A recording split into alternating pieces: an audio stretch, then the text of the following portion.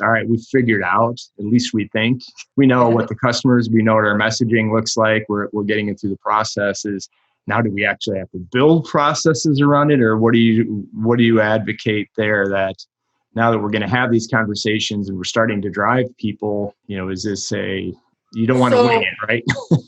No, you don't want to wing it. So once you've had these conversations, and even if you've only had conversations with a small subset of decision makers, you'll start to get a sense of what are some of these priorities. Then you can go back into your respective companies, your SMBs, your startups, and start workshopping with your teams around kind of what I say fundamentally are the three key things that you need to go to market and deliver in terms of what do you need to deliver to these buyers, to these customers that you're going after. So it's not just the product and or service itself. So you want to be looking at that. Are there any particular capabilities, modifications you need to make?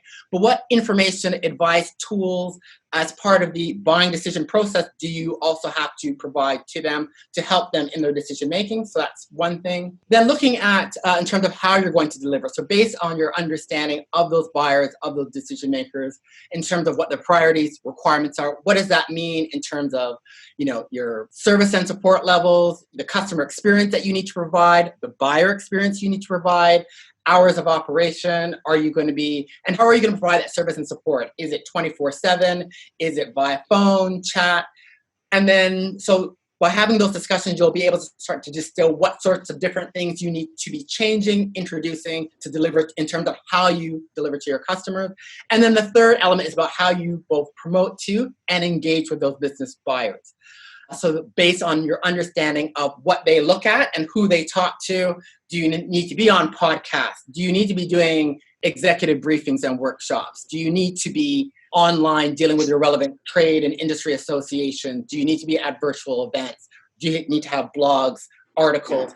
So based on having those understandings of those buyers, again, of who they are, their priorities, what they look at, how they buy, what they're expecting from you, then that can really map out what you need to be doing across those three things of what to deliver, how to promote and engage. Because those three elements fundamentally are the three core things that every startup and SMB needs to be delivering to their customers.